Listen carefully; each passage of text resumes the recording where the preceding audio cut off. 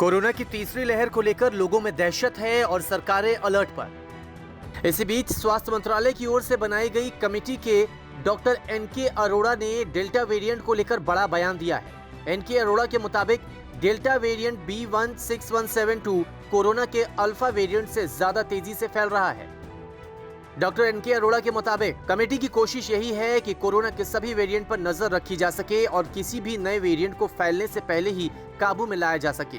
देश के अलग अलग हिस्सों में जीनोम सीक्वेंसिंग की लैब बनाकर ऐसा किया जा रहा है। हर लैब को उसके क्षेत्र की बड़ी जिम्मेदारी दी गई है ताकि इलाके के मुताबिक वेरिएंट को पहचाना जा सके।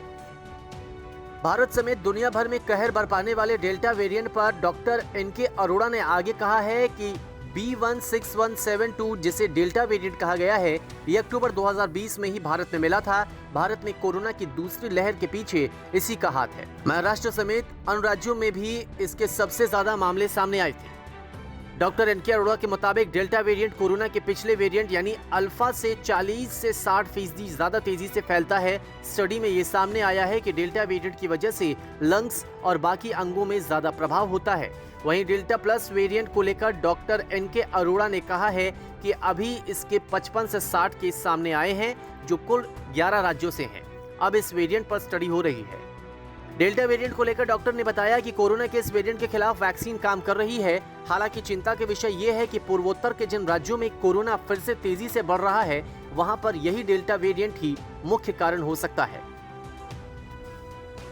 भविष्य की रणनीति और चेतावनी को लेकर डॉक्टर एनके अरोड़ा ने कहा है कि कोरोना की अगली लहर वायरस के वेरिएंट की वजह से ही तेजी से फैलेगी। इससे बड़ी संख्या में लोगों पर असर हो सकता है। अभी भी देश में कोरोना की दूसरी लहर चल रही है।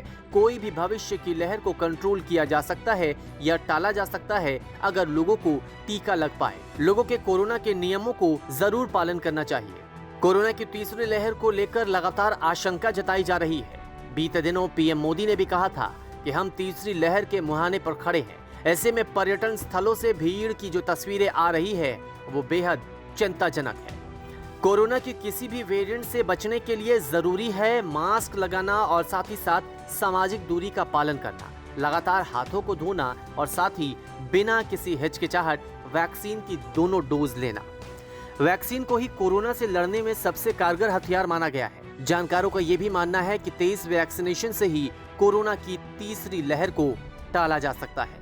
न्यूज़ तक ब्यूरो।